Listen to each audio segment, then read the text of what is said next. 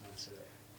Eh, Oke, halo Mas Dandi. Halo, Boleh perkenalan dulu biar audiens kita nanti tahu siapa yang masa nggak tahu saya siapa sih? Wis. Sombong. Katanya rockstar harus sombong.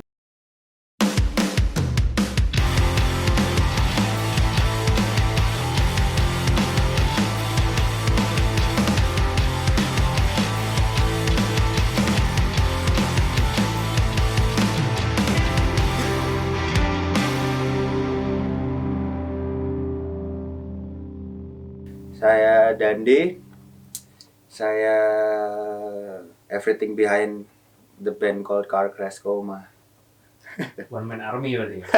Oh, berarti Kakek Soma itu aslinya projectnya Mas Dandi sendiri. Ya, di awal 2019 Maret itu jatuhnya bisa dibilang project solo sih, cuman untuk outputnya saya nggak pengen kelihatan kalau itu sebenarnya project solo, jadi Nah, ini as a habis band. baru aja. Ya nggak apa, jadi biar pada tahu sekarang gitu. Oke. Bisa diceritain nggak Mas, apa awal mula Karkas Koma ini kok bisa hadir di kota Solo? Awalnya apa ya, cuman gara-gara ya pengen ngeband lagi lah setelah terakhir tuh.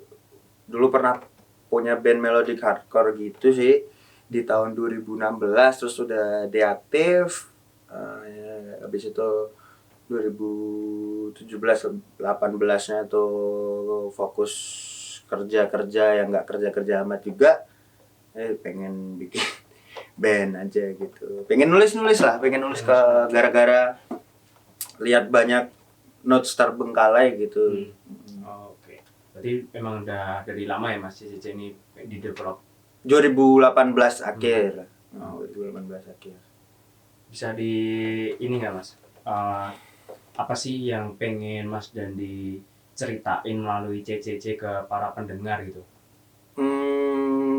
Kalau sebenarnya pengen ngebentuk CCC itu sebenarnya gara-gara apa ya, kayak awalnya saya kayak mempertanyakan itu ke diri saya sendiri, kayak emang sesuatu hal yang saya tulis ini, yang saya alami ini semua tuh emang saya sendiri apa yang mengalami gitu ketika dilempar keluar single-singlenya, produksi lagunya, dan ternyata banyak orang yang relate gitu. Awalnya cuman sesederhana saya apa ya, nggak mau ngerasain kayak gitu gimana ya. Apa ya, the whole heartbreak lah, maksudnya heartbreak yang kayak gini tuh saya nggak mau merasakan itu sendiri gitu.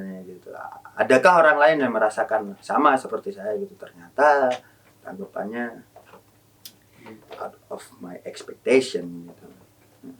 Berarti emang awalnya dari kisah heartbreak Mas Dandi sendiri, terus pengen disampaikan ke orang banyak melalui CCC. Iya, awalnya sih ya, dari tulisan-tulisan, terus habis itu dijadiin lagu. Oh, ternyata tanggapannya banyak yang merasakan juga. Jadi at least saya bisa apa ya, merasa nggak sendirian aja gitu. Ya, mau tanya nih Mas, kira-kira nih dari kan tadi CCC di develop mulai dari akhir 2018 ya. Tapi tahun terbaik buat CCC ini di tahun berapa sih Mas, dan kenapa itu kok bisa tahun terbaik? Tahun terbaik itu sebenarnya ada banyak versi ya, ada banyak versi.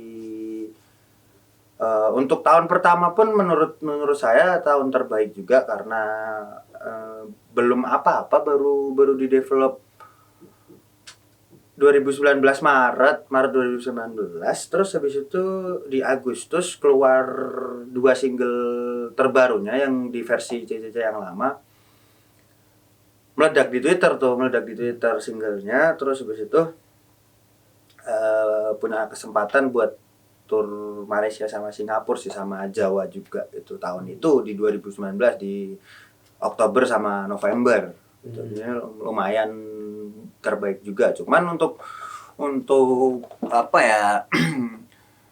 Waktu menuai dari semuanya itu sih baru di tahun-tahun ini sih, setelah pandemi ya. Pas pandemi emang nggak ada apa-apa, cuma rilis lagu terus merchandise gitu. Emang pandemi emang tahun terberat sih, cuman akhirnya di 2021 akhir 2022 ini pun antusiasnya lumayan oke, karena emang udah banyak show yang bisa diorganize sama teman-teman gitu, sering dapat tawaran main aja, cuman kadang waktunya yang nggak sempet. Oke Mas, ini kemarin kan kita udah ngumpulin nih beberapa pertanyaan dari mau minum dulu. Minum Oke. Minum boleh kan? Masuk rem nggak apa-apa kan ya. Aman. Ini soalnya dikasih sama teman saya ini. Dari kulkas babe. Oke. Oke, jadi kan kemarin aku udah ngumpulin pertanyaan di Instagram Genbamex. Ini ada beberapa yang masuk. Aku bacain satu-satu ya. Yang pertama itu ada yang tanya nih Mas. Apa sih meaning dari car crash coma, the deepest meaningnya? Oh, pertanyaan reguler tapi lumayan lah dia cara nanyanya. Agak ditweak dikit, jadi biar ngejelasinnya spesifik gitu. Car crash coma, ya apa ya? Dari segala jenis tabrakan tuh, tabrakan paling parah kan tabrakan mobil biasanya, ya kan? Ringsek tuh biasanya kan, ringsek, terus ya yang di dalamnya pasti akan koma. Nah, yang sebenarnya yang jadi inti itu adalah di kata komanya itu sih. Koma kan itu adalah satu fase, satu proses hidup yang ya jangan sampailah dialamin siapapun gitu sebenarnya, di antara hidup dan mati gitu. Di antara hidup dan mati, orang di situ dia harus milih kan antara melanjutkan hidup, berusaha untuk sembuh, untuk at least bangun dan menjalankan hidupnya kembali, atau mati gitu kan, atau mati menyerah, itu artinya kayak menyerah aja gitu. Di situ sih kayak jadi sebenarnya di hidup kan kita selalu dalam dari hal paling kecil sampai hal terbesar di hidup kita, kayak masalah kayak gitu kan, kita dihadapin antara kita menyelesaikan itu atau kita nyerah aja gitu. Yaudah. Oke, lanjut ya Mas. Oke. Ini ada yang tanya dari Randy, dia tanya proses produksi sama bikin campaign itu gimana Mas? Proses produksi musik berarti ya, maksudnya produksi produk lagu dari Car Crash Coma sih mulai dibantu sama teman saya namanya Fidelis Altara tuh, yang punya studio Cancer ini. Tuh dari produksi Bloom As You Please sampai ke yang sekarang kayak gitu. Dia ngebantu saya dari mengeksplor kunci-kunci chord-chord sederhana yang saya punya, terus habis itu dibantuin untuk bikin aransemen baru, terus bikin nuansa musiknya biar kayak seperti apa yang saya pengen kayak gitu. Ya lumayan terbantu juga sih dari apa yang dia lakukan ke saya as a friend gitu. Dia punya skill terus ngebantu saya. Dibuat produksian itu dari awal sampai enggak akhirnya bisa dinikmatin audiens itu prosesnya apa aja Mas yang perlu dilalui gitu? Kalau prosesnya tuh biasanya sih aku sama Dandi biasanya kalau pas lagi nyantai gitu gitaran, main gitar gitu, terus ntar kalau nemu chord bagus atau kayak ada yang bagus gitu, langsung yaudah disimpan dulu, kayak dibikin apa ya, kayak dibikin voice note-nya dulu. Ntar kalau udah ketika waktu mau produksi itu langsung dipakai buat jadi guideline-nya gitu. Terus biasanya gitu sih. Soalnya nggak pernah bikin lagu kayak gini, bikin lagu kayak lebih natural aja gitu, maksudnya kan nggak terlalu dipikir besok kita bikin lagu kayak gini ya, kita bikin kayak lebih, kalau kayak dibikin kayak gitu jadi kesannya kayak terlalu terbatas sih. Menurutku. Tapi emangnya serumit apa sih mas dalam produksi Ah, mastering lagu gitu? kalau dari rekaman tuh biasanya biasanya kalau nggak aku dulu yang gitar, Dandi biasanya eh, bikin kayak beat drumnya dulu buat jadi landasannya. Ntar habis itu aku kasih gitar, habis gitar kadang nggak, kalau nggak gitar bass dulu. Habis itu eh kalau udah semua dari segi musiknya, maksudnya kayak urut-urutan lagu dari mulai verse, pre-chorus, chorus ke bridge dan segala macam gitu. Ntar habis itu Dandi bikin, biasanya cari nada dulu kalau belum dapat nada. Kalau udah dapat nadanya, buat vokal utamanya biasanya langsung bikin guide vokal. Yang penting ada sih, yang penting ada dulu. Terus habis itu, setelah itu kita record yang bener-bener record. Dari proses record itu terus ada proses editing, kayak benerin timing dari drum, benerin timing dari gitar, bass, dan segala macam.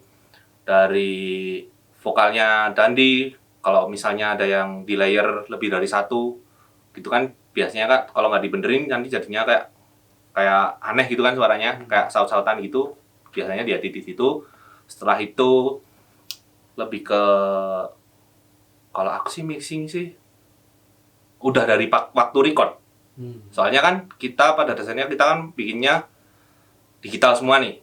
Nah, jadi kayak dari awal produksi itu udah dicariin sound yang sebagus mungkin.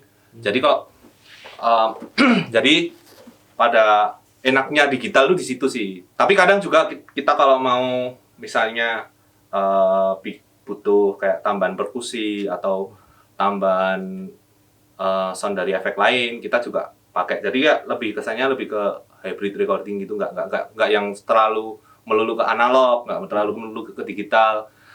Soalnya kalau menurutku, kalau mau di fullin ke analog 100%, kecuali nggak apa-apa sih, bisa aja. Cuman soalnya kalau biasanya kan analog tuh kan mahal. Pertama, kualitas pasti ada, kualitas ada harga, pasti ada harga ada kualitas tuh pasti. Kecuali kalau kalian teman-teman yang dengerin ini anaknya bagri semua, nggak apa-apa sih, pakai analog sih terserah, atau mungkin puasnya di analog nggak apa-apa. Cuman kalau menurutku sih, kalau mau cari efektif lebih coba digital dulu lah, yang lebih gampang editingnya. Terus kalian bisa fokus ke matengin materi lagu kalian. Soalnya banyak kok yang pakai digital hasilnya bagus-bagus banyak. Tapi juga ada juga yang pakai analog hasilnya nggak sebagus yang pakai digital juga banyak. Jadi kalau menurut aku sih sebenarnya kalau kalian misalnya kalau kalian punya laptop atau mungkin kalau ada yang punya HP mau coba produksi, coba aja, nggak usah takut harus pakai gear yang mahal, harus pakai gear yang kayak gini, nggak usah takut. Itu sih kalau pesanku. Kalau terus kembali ke topik utama tadi, setelah recording kita mixingnya paling cuman sebatas ngerapin doang sih, nggak terlalu yang ekstrim 100 plugin dimasukin semua, nggak kayak gitu sih. Lebih ke nambahin aja biar suaranya itu lebih bersih, lebih bagus. Terus habis itu setelah kita proses mixing, semuanya udah mixing, Dandi juga udah cocok. Terus kita biasanya baru mastering. Nah, itu kalau udah sampai proses mastering, biasanya baru cari referensi lagu yang hampir sama sih kalau aku. Soalnya buat pertama nyetarain level biar seimbang sih, kalau diputar di radio juga biar nggak kayak berat sebelah gitu habis lagu ini terus lagunya Dandi, terus cuman gitu-gitu doang sih, nggak terlalu yang ekstrim gitu. Terus ya lebih nggak terlalu sih yang ribet sih sebenarnya. CCC itu kayak lebih natural, kayak jadi kalau misalnya si Dandi punya ide, aku juga punya ide, kita masukin aja gitu. Ntar kalau ada personil yang lain misalnya kayak Fahmi kelihatannya ditambahin vokalnya Fahmi asik nih, tambahin aja. Kalau Agung mau tambahin lead gitar nih, tambahin aja gitu kayak ya udah kayak semuanya jadiin satu gitu. Kalau kampanyenya tuh yang selama ini mastermind behind CCC ini berarti Mas Dandi sendiri. Boleh di spill nggak Mas campaign gimana tuh cara campaign buat yang udah dikeluarin sama si Carglass Coma sendiri tuh kebanyakan lebih ke apa ya? Caring about what's happen around sih sebenarnya, kayak gitu. Kayak saya as a artis dengan fanbase saya yang di luaran harus ada chemistry kan, harus ada personal approach kayak gitu kan. Jadi saya sendiri aja nggak pengen untuk merasakan ini semua sendiri gitu. Berarti kan saya harus melemparkan apa ya, reduksi yang positif juga buat teman-teman yang udah ngedengerin, udah mengapresiasi saya gitu. Jadi banyak campaign yang ngomongin soal mental health, terus habis itu soal anti sexual abuser kayak gitu di Poison Garden. Itu juga kisah nyata yang diangkat ke lagunya CCC. Terus habis itu ngeluarin merchandise, dan merchandise-nya 20% disumbangin ke suatu shelter non profit kayak gitu untuk menanggulangi permasalahan seksims di luaran kayak gitu. Ada teman di Bandung waktu itu. Terus untuk mental health ya gitu kan, lebih ke kayak sakit hati atau putus cinta tuh buat setiap orang kadar damage-nya emang beda-beda kan. Kadang ada yang menganggap itu biasa aja, kadang ada yang menganggap itu adalah sakit yang paling sakit yang pernah dia rasakan. Jadi emang kadang juga bisa mengganggu kesehatan mentalnya dia. Jadi pernah juga bikin crowdfunding dari merchandise CCC gitu untuk disumbangkan juga untuk ke yayasan non profit, yaitu untuk mengurusi orang-orang yang punya mental issue gitu sih. Jadi ya apa ya, what comes around come back around kayak gitu sih, maksudnya yang udah kita dapat kita keluarkan juga jadi hal yang positif kan, soalnya yang kita dapat juga positif gitu. Oke, yang terakhir nih Mas, pertanyaan dari question box kemarin, arti fans buat Mas Dandi sendiri itu apa sih Mas? Bisa disampaikan sekalian nih kan. Kalau arti fans ya sebenarnya bukan nggak mau manggil mereka fans itu, cuman jatuhnya mereka adalah teman-teman saya, stranger yang saya anggap teman, cuman mereka tuh melakukan hal yang sebenarnya di luar ekspektasi saya gitu. Bahkan saya nggak kenal sama mereka gitu. Jadi jatuhnya kayak seorang artis kalau mereka nggak punya teman-teman yang support mereka secara finansial, moral kayak gitu, seminimal tanggapan mereka di sosial media secara positif kayak gitu, yang makasih Mas udah bikin lagu kayak gini itu sebuah sesuatu yang bagi saya mungkin berdampak luar biasa bahkan gitu ke saya gitu, untuk menjaga semangat bikin karya terus habis itu semangat untuk melakukan ini terus gitu dengan segala resiko dan kegoblokan saya juga sendiri kayak gitu. Beberapa kali juga udah pernah banyak berkali-kali bahkan pemikiran yang kayak apa si CCC saya stop aja ya untuk nggak bikin karya lagi gara-gara emang kehimpit dari kiri kanan permasalahan pribadi kayak gitu. Cuman dengan adanya fanbase atau teman-teman ini itu mereka berdampak positif untuk kesehatan saya sendiri, untuk saya bisa berpikir lebih jernih dan untuk saya berpikir untuk tidak menyerah di waktu dekat gitu, at least.